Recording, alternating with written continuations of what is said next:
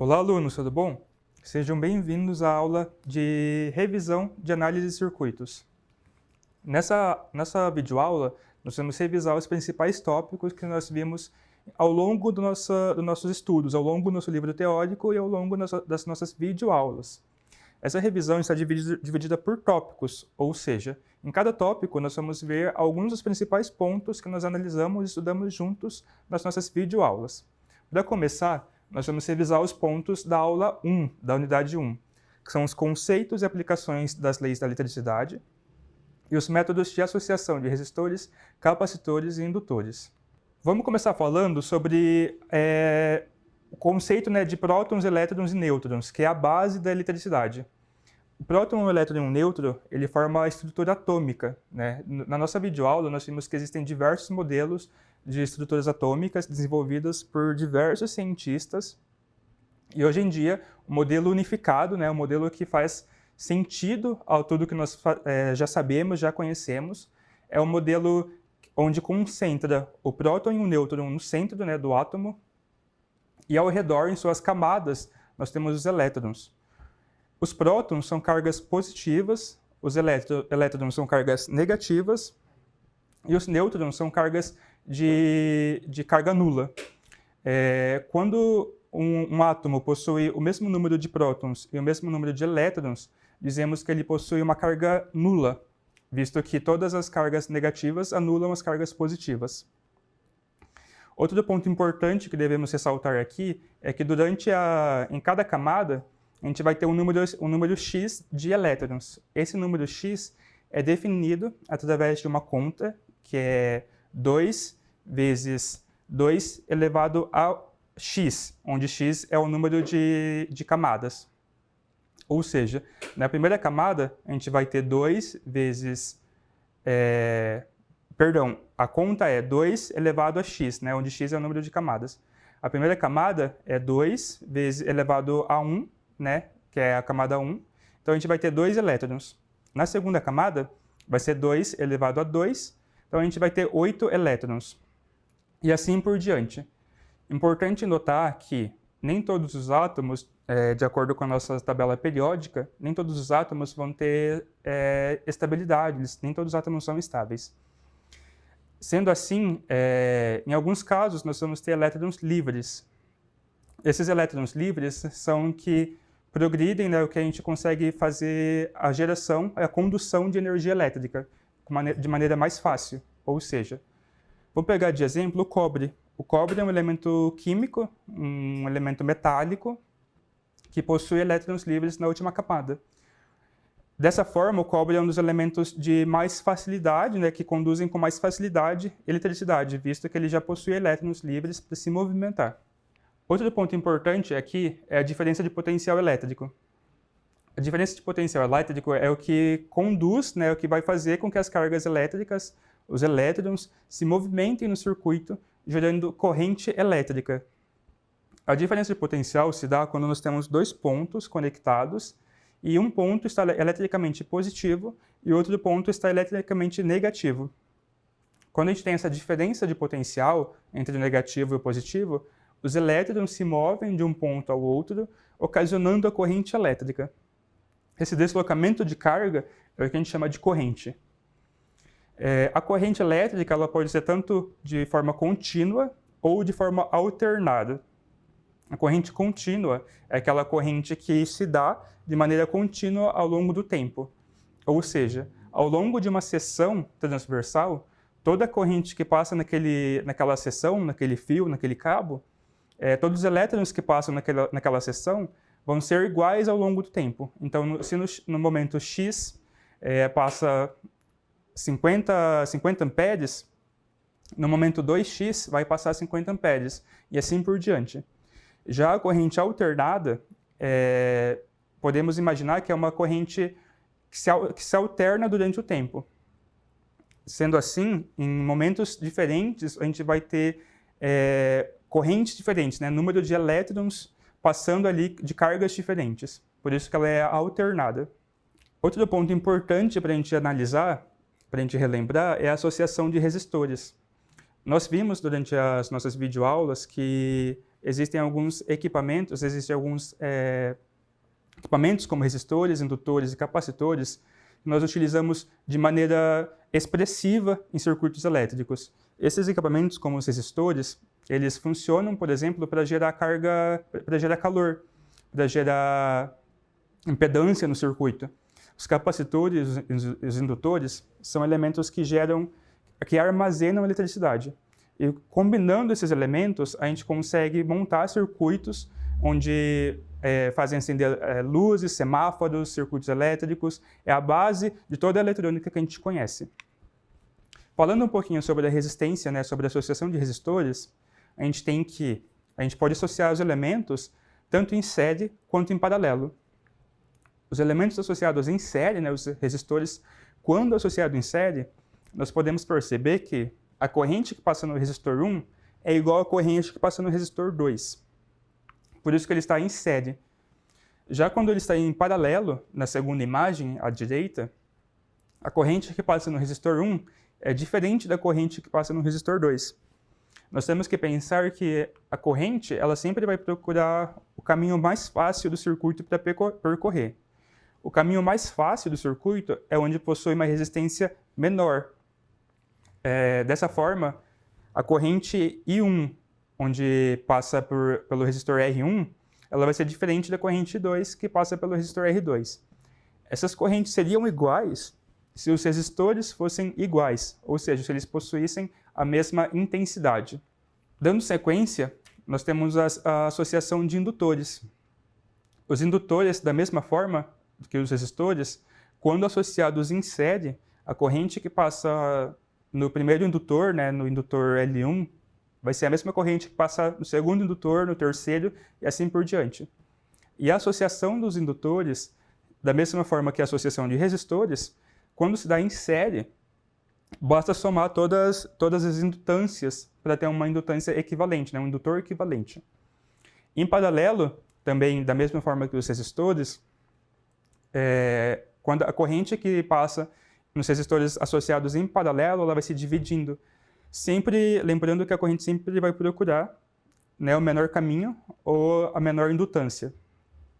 E a associação de indutores, para a gente conseguir um indutor equivalente, basta somar o inverso dos indutores.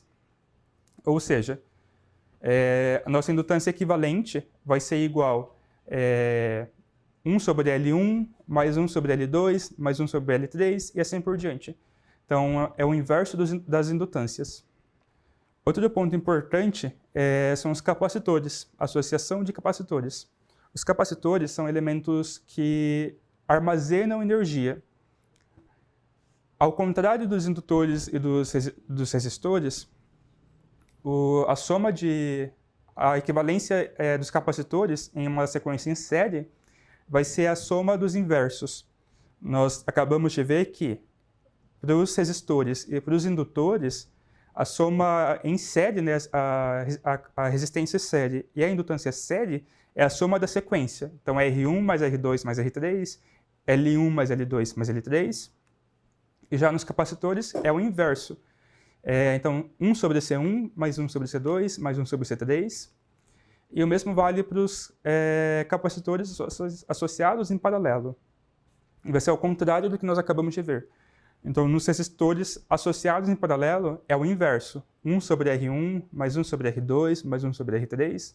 O indutor associado em paralelo. 1 sobre L1, mais 1 sobre L2, mais 1 sobre L3. Já no caso do capacitor associado em paralelo, é a soma das sequências. Então, C1 mais C2 mais C3 e assim por diante. Através dessas fórmulas, nós conseguimos chegar em resultados apropriados de resistências, indutâncias e capacitâncias equivalentes, que vai nos ajudar muito a resolver os nossos problemas e nossos exercícios. Outro ponto importante que nós vimos nas nossas videoaulas são as fontes de tensão. Nós vimos que existem fontes de tensão independente e fonte de tensão dependente. A fonte independente ela é representada pelo símbolo redondo, pela fonte redonda. Já a fonte dependente, ela é representada pelo losango. Lembrando que a fonte dependente, ela pode depender de qualquer outra variável do nosso circuito, como uma segunda fonte, seja ela de tensão ou de corrente. Ela pode depender de uma indutância, de uma capacitância, de um resistor, ou de qualquer outro elemento que possa estar presente no circuito. A fonte de tensão elétrica, ela fornece uma tensão constante e fornece também uma tensão elétrica variável, dependendo de algumas outras variáveis do circuito. Dando sequência, então, nas fontes de correntes, elas funcionam basicamente da mesma forma que as fontes de tensão.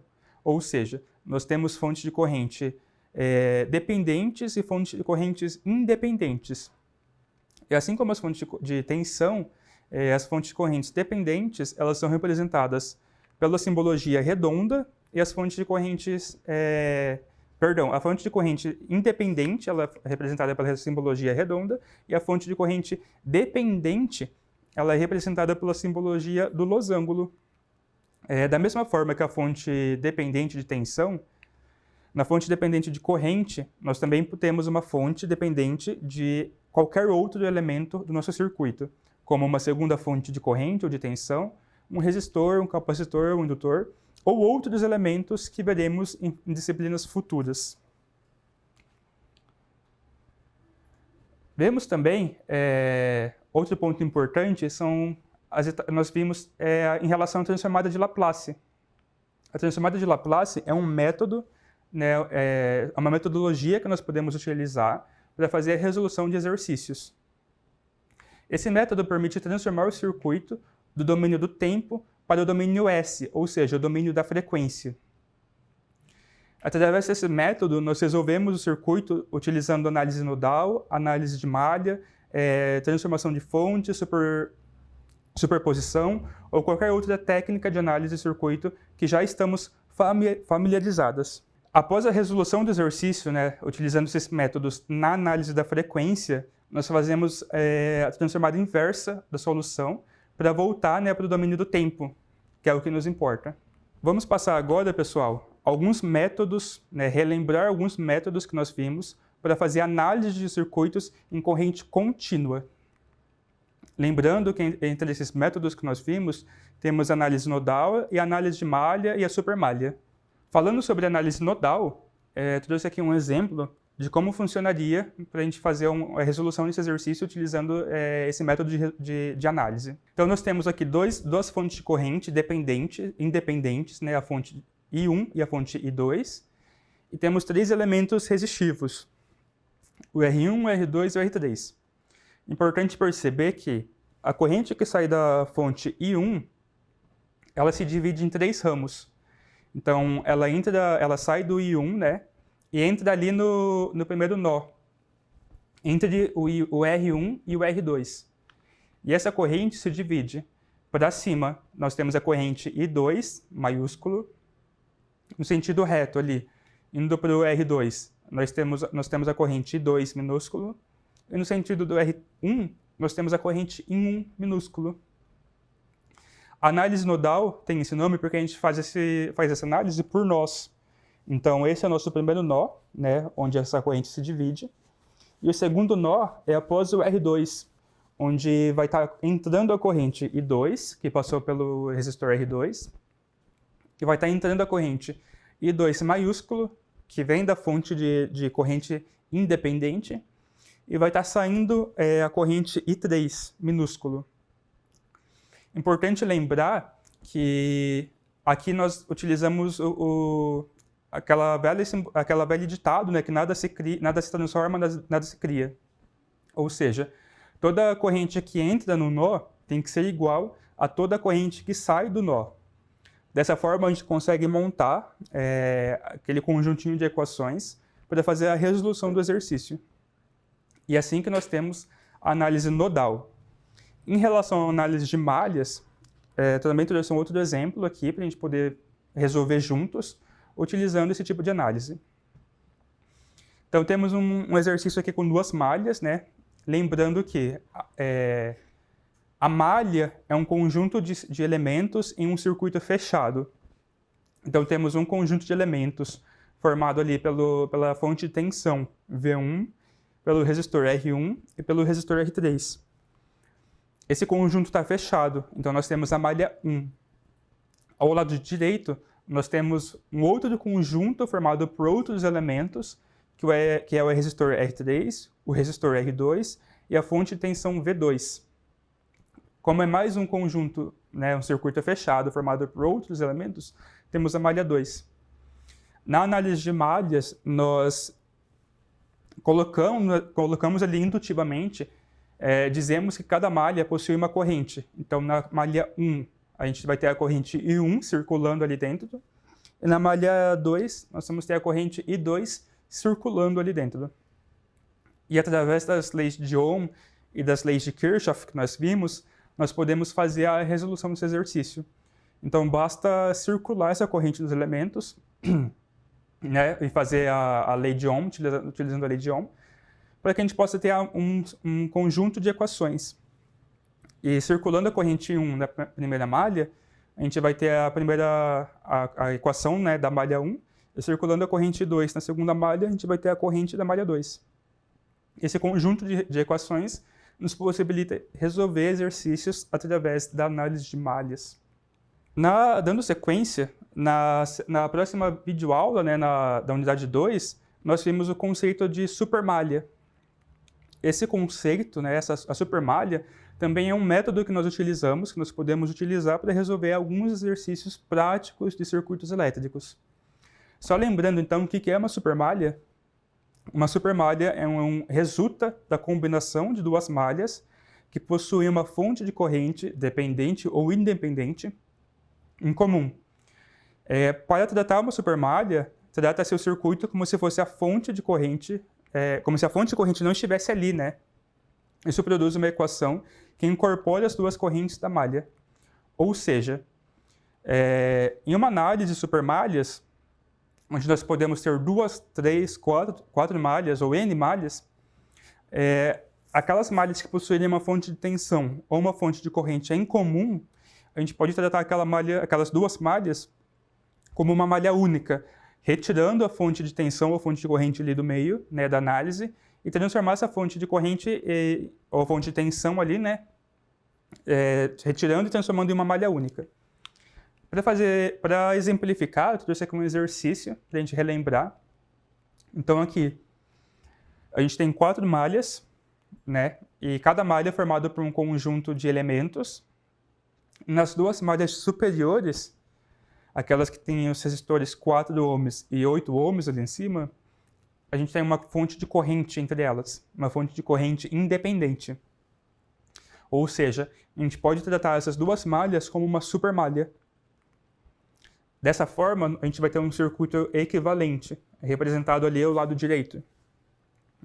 Nesse circuito equivalente, nas duas malhas inferiores, onde nós vamos tratar como malhas individuais, a gente pode resolver, né? A gente pode transformar essas equações, chegar nessas equações através da análise de malhas que nós acabamos de ver. Ou seja, nós atribuímos correntes para essas malhas, circulamos essa corrente na malha, e utilizando a lei de Ohm e a lei de Kirchhoff, nós conseguimos chegar numa equação para cada uma dessas malhas individualmente. Já na malha superior, na nossa supermalha, a gente retira a fonte de corrente ali do meio, e novamente a gente atribui correntes para essas malhas. Então a gente vai ter a corrente I3 e a corrente I4, e trata esse circuito como se fosse uma única malha sem ter a fonte de corrente no meio.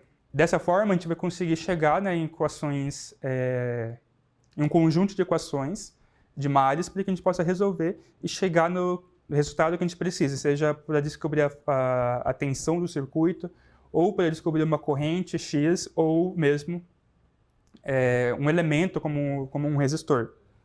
Dando sequência, então, na revisão da aula 5 e 6, nós vimos métodos de resolução de circuitos em primeira ordem. Circuitos de primeira ordem são aqueles circuitos que possuem, né, elementos em sua formação, como resistores, fonte de tensão, fonte de corrente. E circuitos de segunda ordem, que nós vimos também, são aqueles circuitos que apresentam, além desses elementos, elementos capacitivos indutivos. Um circuito de primeira ordem quando unimos um capacitor e um resistor ou um indutor, temos a configuração conhecida como RC ou RL, ou seja, resistor e capacitor ou resistor e indutor. Esses circuitos são conhecidos como circuitos de primeira ordem, visto que são as condições iniciais são definidas através de equações com derivadas de primeira ordem.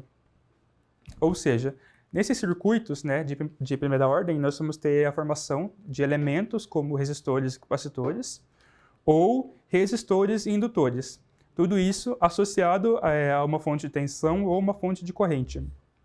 Lembrando que elementos capacitivos e elementos indutivos são elementos que armazenam energia elétrica. Esses circuitos de primeira ordem são conhecidos dessa forma porque a resolução desses exercícios, nós temos através de equações de primeira ordem, derivadas de primeira ordem. Porque lá do nosso cálculo 1, a gente vai relembrar que nem sempre é fácil, é trivial resolver equações de primeira ordem, como derivadas, integrais, enfim. Por isso que aqui a gente vai dar uma relembrada do que são circuitos de primeira ordem. E lá na frente, nos próximos slides, nós vamos ver um método que simplifica a resolução desse exercício, que é o método de Laplace, onde nós transformamos do domínio do tempo para o domínio da frequência. Quando uma fonte de corrente contínua é conectada repentinamente ao circuito, fornecendo energia ao o capacitor se carrega. E quando uma fonte de corrente contínua é repentinamente retirada do circuito e a energia do capacitor é entregue a um ou mais resistores do circuito associado. Ou seja, quando nós temos uma fonte de corrente ou de tensão fornecendo energia ao circuito e nós desligamos essa fonte de corrente ou de tensão do circuito de uma vez, nós temos ainda o elemento indutivo ou o elemento capacitivo fornecendo energia para o resto do circuito. Dessa forma, o circuito ele ainda se mantém ativo, né, se mantém funcionando por alguns segundos, alguns minutos, enquanto esse elemento, o capacitor ou o indutor, estiver fornecendo energia para o resto dos equipamentos. Um circuito de segunda ordem, a energia armazenada no indutor se dissipará nos outros elementos do circuito que o indutor está inserido. Equações com derivadas de segunda ordem, também conhecidas, também serão aplicadas, né, na resolução desse exercício. São aqueles circuitos, né, que nós teremos em exercícios com resistores, capacitores e indutores. E não apenas resistores, capacitores ou resistores indutores. Aqui a gente já vai ter a sequência, né, a gente já vai ter o amontoado dos três elementos. Fazendo aqui um exercício, né, relembrando um exercício de aplicação de Laplace, primeiro a gente vai ver como a gente aplica Laplace no exercício, né, em uma equação no domínio do tempo, para depois a gente aplicar o Laplace em um circuito no domínio do tempo. Então a gente tem aqui nesse exercício ali uma função sigma mais 2u's, lembrando que u é a função degrau, né, a degrau unitário, menos 3 exponencial de 2t. Tudo isso no domínio do tempo. Aplicando o Laplace, né, nós temos, se vocês relembrarem na nossa apostila, ou mesmo nas videoaulas anteriores, nós temos uma tabelinha de Laplace, onde já temos algumas transformadas para facilitar o nosso entendimento. Então, nós temos que a função de Laplace da função sigma é 1. Então, no domínio da frequência, sigma equivale a 1. A função degrau, no domínio da frequência, equivale a 1 sobre s. E a função exponencial, no domínio da frequência, equivale a 1 sobre s mais 2. Fazendo a resolução dessas equações, né, desse conjunto de números, nós teremos que, no domínio da frequência, a equação do nosso enunciado, ela equivale a s ao quadrado mais s mais 4, tudo isso dividido por s ao quadrado mais 2s. Então essa é a tabelinha, né, que eu acabei de comentar, simplificando o domínio do tempo e passando para o domínio da frequência. Aqui temos algumas propriedades e algumas transformações. Então a gente pode ver ali sigma de t no domínio do tempo representa a 1, né? Equivale a 1 no domínio da frequência. A função degrau equivale a 1 sobre s. A função t equivale a 1 sobre s ao quadrado, e assim por diante. Importante notar, né, nos nossos exercícios de transformada de Laplace, nós sempre teremos que fazer essas associações.